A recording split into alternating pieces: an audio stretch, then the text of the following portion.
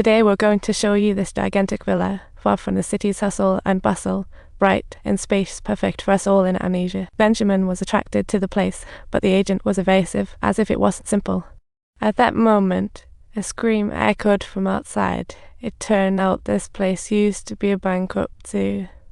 This area spans 18 acres, housing 50 types of animals, 7 endangered, bundled with villas by the real estate company. So, if Benjamin wants to move into the new house, he's got to buy the zoo and its team too. Obviously, Benjamin wasn't going to be foolish enough to take on this hot mess. Who knows, one slip up and he could be bankrupt. But just as he turned around, he realized his daughter had vanished. After a frantic search, he stumbled upon a scene that struck a chord with him. His usually moody daughter was now frolicking with peacocks. Benjamin couldn't help but tease her, but she just smiled back, completely unfazed. It was the first genuine smile I had seen from her in 6 months. To keep that joy alive, Benjamin resolved to buy the place. No doubt, this was a risky move. His accountant brother was dead set against it, since living here wouldn't just be inconvenient. He'd have to care for hundreds of animals too, relying solely on Benjamin's little savings. He'd go bankrupt in no time. But Benjamin figured he might not be so doomed, especially since the zoo's main income was coming next season. If he could renovate and reopen within 5 months, he might turn a profit, even maybe it's a gold mine. However, when son Dylan learned they were moving to the zoo in the suburbs, his face felt like a kid losing his favorite toy. His friends and life were here. Moving felt like a nightmare, but the daughter was excited, though there were a chorus of dissenting voices. Benjamin was determined, come what may, he'd seek a new life rather than let his family stagnate. During the process of moving and sorting through items, he discovered an old sweatshirt that his late wife frequently wore. It was tattered, but father and daughter decided to keep this memory as they stepped into their new lives, unaware that this sweatshirt would soon become his lifeline. Throughout the journey, Dylan wore headphones and refused to talk, his silence a protest, giving Benjamin internal conflict. However, when they passed that familiar cafe, he thought he saw his late wife looking at him, her gaze encouraging him to keep moving forward. They soon reached their destination. Benjamin knew nothing, but luckily, employees remained. Each of them had over 10 years of experience and a strong passion for animals. They would help Benjamin manage the zoo. The leader was named Kelly. Kelly's sister was only 13, yet towered over Dylan, who felt utterly flustered under her sharp gaze. Kelly introduced the zoo. North American bear needed meds, Bengal tiger euthanized, fences refurbish, a colossal mess. Essentially, it was money draining from every angle. But Benjamin appeared remarkably calm, like he had all the time in the world. This raised suspicions in Kelly about this rookie. She doubted he cared at all about the zoo's restoration. Hearing preliminary feedback, Kelly was puzzled, secretly deeming Benjamin unreliable.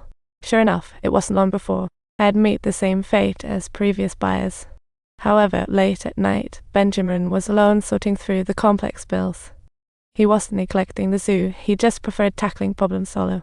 The next day, he strapped on his tool belt, planning to build a home for the the little critters weren't too welcoming to their new owner. The porcupines didn't plan to let him in and chased him off unceremoniously.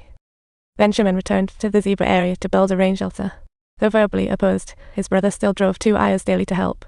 He was curious why Benjamin insisted on taking this mess, risking bankruptcy. Benjamin replied earnestly, when I see my daughter Rosie, always melancholic, come here and be so happy every day. I'm determined to keep the zoo running. It'll be our family's glorious rise from despair. However, Benjamin overlooked Dylan's feelings. Dylan was unhappy at the zoo. He clutched his mother's photo at night and sketched dark self-portraits in corners by day. But a girl his age, Lily, often approached him, even offering him a sandwich to cheer him up. However, Lily's enthusiasm made Dylan more uneasy. She liked her offbeat artwork, but found it too dark. To establish further connection, Lily said she'd bring Dylan sandwiches every day after work. Dylan appeared reluctant, but he subconsciously checked his watch, clearly still hoping for this special care. Clearly, they liked each other in this scenario, cherishing the little time they had together each day. Lily's sandwiches brought a sunny touch to his gloomy life. Since his mother's passing, it was nice to have someone care about him, and Dylan finally wore a long-forgotten smile. Meanwhile, Benjamin was swamped, wrestling with invoices as his account dwindled, wondering if he could reopen before summer. At night, Kelly had to rush off to handle personal business, leaving the rest of the work to Benjamin. He instructed his son to check on the warehouse, make sure everything was in order, and turn off the lamps. He then took his daughter to the tiger area to medicate the sick tiger. But Zava seemed to worry his time was short and refused medication, moaning on the ground. Even though euthanasia was the best option, Benjamin just wouldn't agree. Meanwhile, Dylan unexpectedly discovered a seemingly mysterious locked wooden box in the depths of the warehouse and, driven by intense curiosity, was eager to open it and see what was inside. Inside was a surprise. Before bed, Benjamin cheered up his daughter. Their laughter made Dylan reminisce about when he and his dad were inseparable. But now they were silent, even though they both cared. The next day, when Benjamin stepped outside, he found snakes everywhere. Luckily, Kelly and the team helped, averting the crisis. However, just as one issue was resolved, a pickup truck approached from the distance, and everyone immediately got into defense mode, hearing Kelly shout, "Hey, Kelly wrote your letter."